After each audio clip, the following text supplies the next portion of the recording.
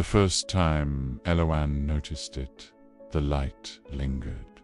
Dawn slipped through the cracked window of her cottage like a cautious visitor, pale and almost apologetic. It brushed the edge of the table, kissed the chipped mug she had forgotten to wash, and for the briefest moment, the mug mended itself, the hairline fracture sealing with a soft, soundless sigh, as if the clay remembered what it once was. Eloanne stood very still, breath held, heart pressing painfully against her ribs. Outside, the village still slept. The sea beyond the cliffs murmured in its half-dream, waves breathing in and out like a living chest. Dawn had always been gentle here, a shy thing that never stayed long, chased away by the certainty of morning. But today it hesitated, glowing warmer, fuller. Eloanne reached out. The light brushed her fingers. Warmth flooded her skin. Not heat, but recognition. The ache in her knuckles, stiff from years of scrubbing nets and wringing grief into her hands, loosened.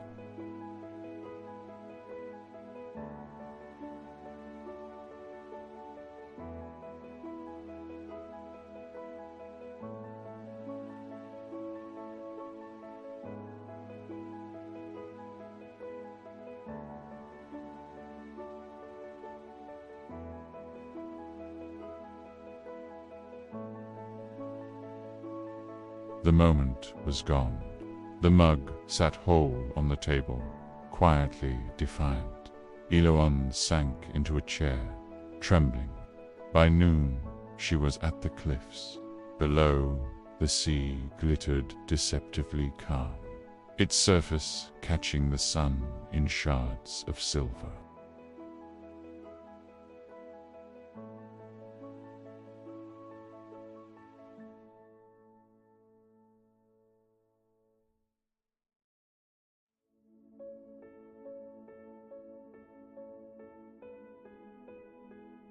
But Eloanne had not stopped listening for him.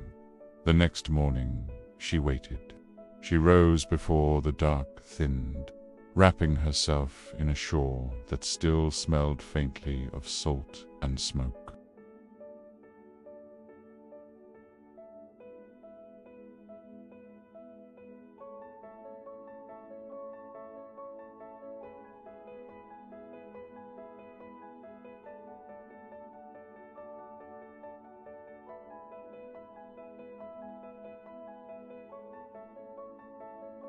The light touched it.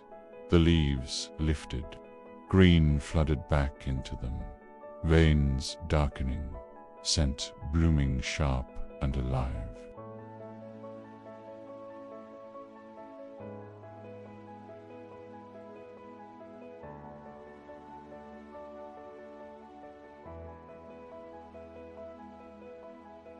Then the light moved on.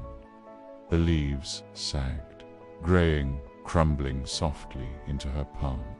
Eloanne laughed then, a sound edged with tears. The village might have its gods and its superstitions, but this was something older, something precise. Dawn did not grant life, it remembered it.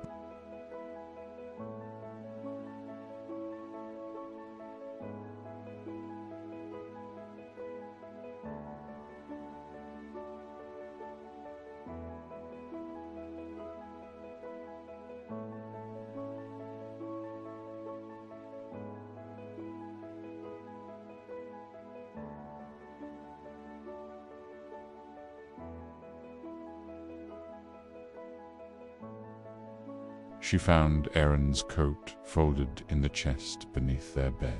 She had not opened it since the funeral that had no body.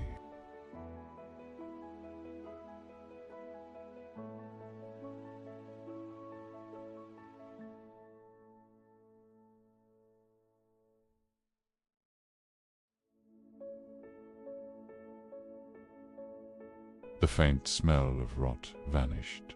replaced by smoke and sea and the familiar clean sweat of him. The sleeve lifted, just barely, as though an arm still lived inside it. Elawan sobbed into her hands. The light moved on.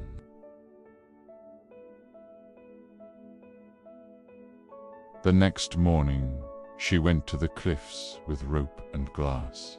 She waited as the sky bruised purple and gold. When dawn came, she angled the lantern just so, funneling the light down into the narrow mouth of the old sea cave, where the tide had finally given Aaron back. His body lay where the water had left it months ago, cradled in stone, preserved by cold and shadow.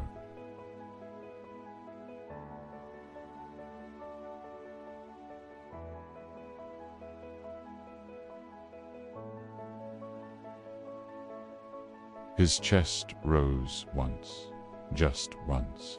His eyes fluttered open, grey and familiar, and impossibly alive. "El," he whispered, voice rough with absence.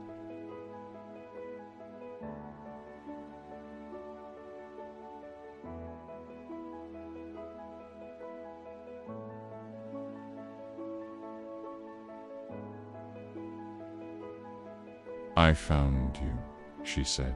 "I found how." His fingers twitched, brushing her wrist, solid and warm. "You shouldn't," he said softly. "This isn't." The light faded. Aaron stilled. The cave went cold. Elawan screamed into the stone until her throat bled. After that, she stopped asking whether she should. She learned how to trap the light. Not fully, never fully, but enough.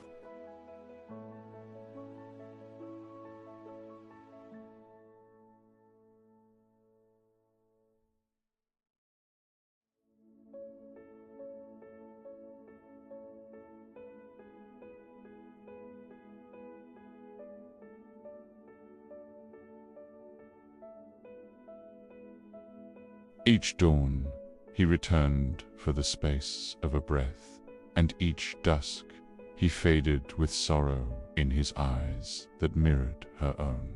"You're thinning me," he said one morning, voice already distant. "Pulling me back hurts. So does letting you go," she whispered.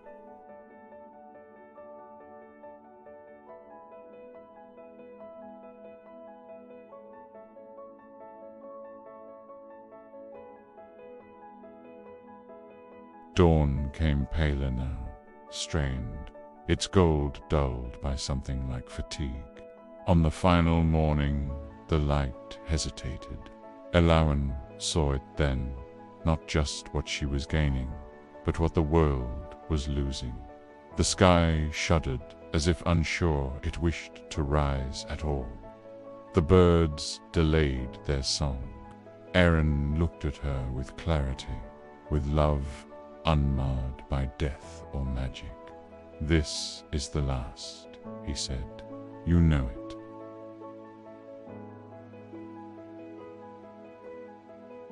She released the glass.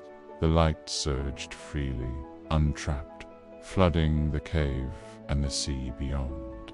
Aaron inhaled sharply, fully alive for one radiant heartbeat. He kissed her, slow and sure, and she felt his life press against hers. Not stolen, not borrowed, but complete.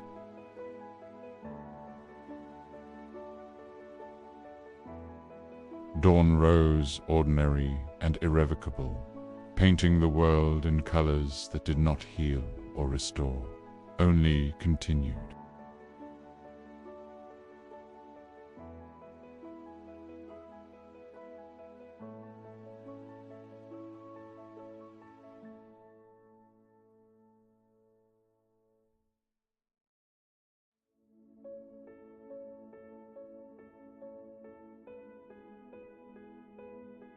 That love does not live in defiance of endings. but in the courage to let the light pass through you once fully and not try to hold it.